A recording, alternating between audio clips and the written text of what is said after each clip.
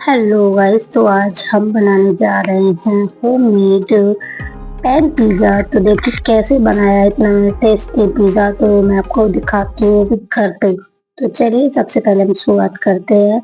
जितना भी पिज़्ज़े में हम सामग्री यूज करते हैं, सबसे पहले उसको एक साथ में इकट्ठा करके रख लीजिए। एंड देन मैं आपको बता दूं, मैंने जितना भी सामान है, मैंने अपना सारा सामान ब्लिंकिट से ही ऑर्डर किया था। एंड यहाँ पे सबसे पहले मैंने अपने लिए प्याज ली, उसको छोटे छोटे पीसेस में निकाल के मैंने अच्छे से उसको काटा। देखो, पिज्जा बनाने के लिए ऐसा नहीं है कि हमें बिल्कुल बहुत ही ज्यादा हमको सामान चाहिए, नहीं। हम बहुत ही सिंपल तरीके से भी इस पिज्जे को बना सकते हैं। देखिए, मैं बनाने जा रही हूँ पैन पिज्जा। जरूरी नहीं है कि हमारे पास ओवन होना ही जरूरी है। देखिए, हर किसी के घर पे कोई ओवन तो होते नहीं है ना। तो सभी लोग क्या करते हैं, अपने अपने हिसाब से भी पिज्जा बनाते हैं। तो मैं भी सोच रही थी, मेरे पास ओवन नहीं है। तो मेरे घर में सभी का मन बहुत दिनों से कर रहा था कुछ खाने का, जैसे कुछ टेस्टी। तो फिलहाल मैंने सोचा कि क्यों ना पिज्जा ही बनाया, क्योंकि पिज्जा हम सबको ज्यादातर पसंद है। सबको क्या, मेरे को, मेरी बहन को तो बहुत ही ज्यादा पसंद है। मम्मी तो खैर नहीं खाती है।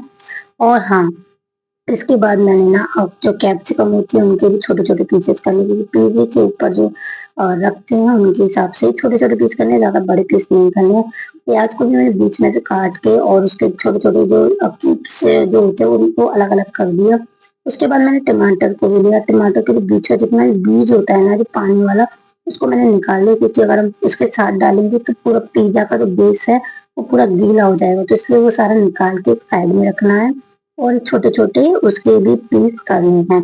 देखो, पिज्जा एक ऐसी चीज होती है कि सभी को मन कर जाता है खाने का, है ना। क्योंकि हम, ऐसा होता है कि बाहर जाते हैं तो बहुत ही ज्यादा महंगा हमको पिज्जा पड़ता है।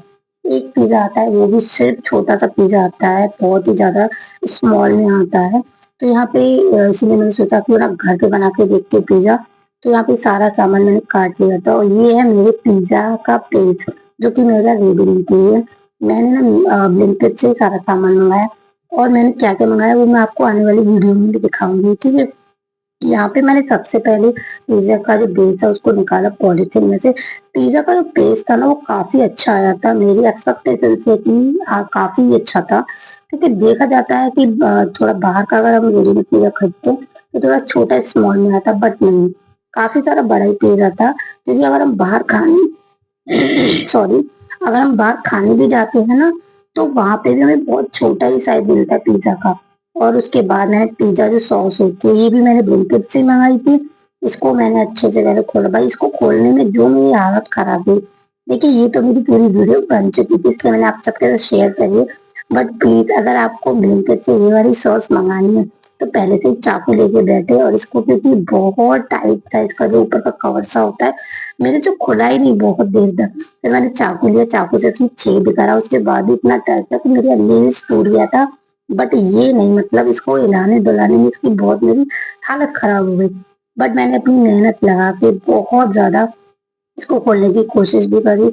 और फिर बहुत मुश्किल से मैंने कहीं ना कहीं इसको खोल भी लिया था।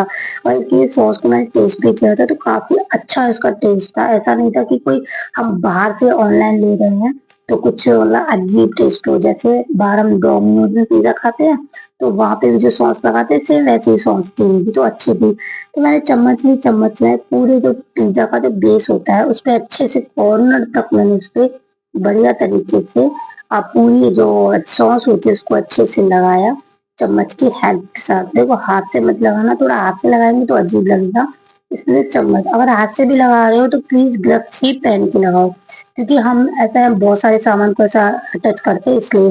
फिर मैंने ना ब्लिंकिट से अपने लिए मंगाया था ये चीज, पिज्जा का जो बेस पे हम डालते हैं चीज, तो उसको मैंने अच्छे से एक एक कॉर्नर पे डाला। चीज में बिल्कुल कंजूसी ना करें गाइस, मैंने तो चीज खूब भर भर के डाला था।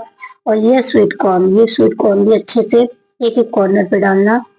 आपको अगर और मन हो, जैसे कोई और वेजिटेबल्स, आप वो भी डाल सकते हैं। यहाँ पे मैंने कैप्सिकम एंड मैंने प्याज और टमाटर डाले थे, ठीक है। टमाटर भी है और कैप्सिकम है और प्याज भी है।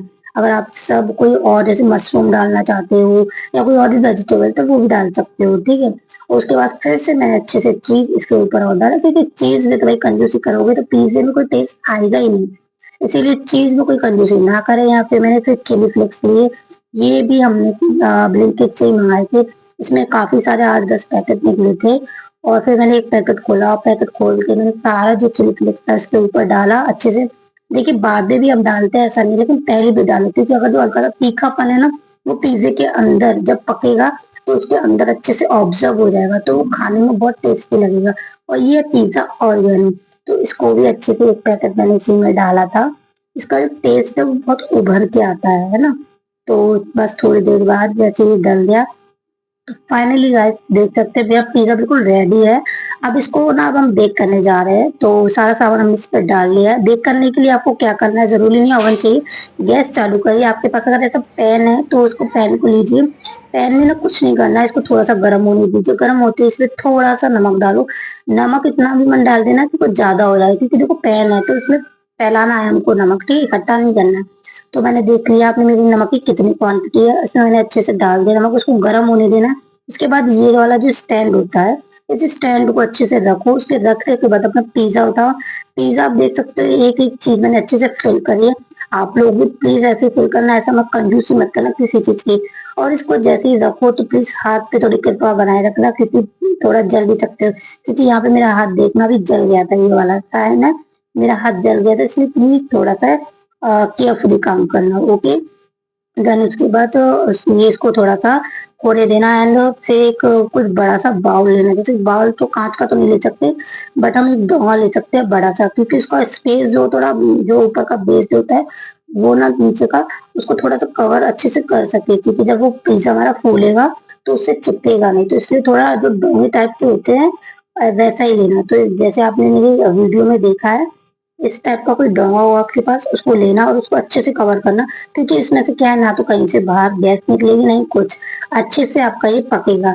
पकने के लिए आपको क्या करना है, आपको 15 से मतलब 16 मिनट आपको वेट करना है। उसके वेट करने के बाद तुरंत ही आपको उठाना है। देखिए ज्यादा देर तक मत रखना। यहाँ पे ये देखिए थोड़ी सी केयरफुली करें। यहाँ पे मेरा एक मतलब थोड़ा सा गिर गया था, बट कोई बात नहीं। देखिए मेरा जो पिज्जा है एकदम पक चुका था। मैंने यहाँ पहले चेक किया, चेक कर लेना, बिना चेक किए प्लीज मत करना, क्योंकि 12 से 15 मिनट के बीच में हो जाता है पिज्जा। किसी किसी का थोड़ा लेट होता है, तो इसलिए थोड़ा हल्का सा चाकू से ये चेक कर लेना कि पिज्जा का बेस है वो पक गया कि नहीं पक गया।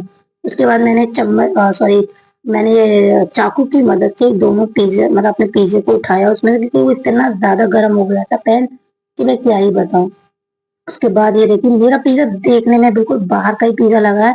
उसके बाद ये कटर जो होता है, अगर आपके कटर हो तो कटर से काट लेना, नहीं हो तो चाकू की हेल्प से भी काट सकते हो। तो यहाँ पे मैंने इसकी शेप निकाल लिया, और देखिए शेप में मैंने 4 पीस कर दिए हैं इसके। अच्छे से मैंने इसको कट कर लिया है। थोड़ा सा मेरा साइज जो है आगे पीछे हो गया था, बट कोई बात नहीं। कट के देखिए कितना बेहतरीन पिज्जा लग रहा है। आप देख सकते हो ये बिल्कुल बाहर का पिज्जा लग रहा है, ऐसा नहीं।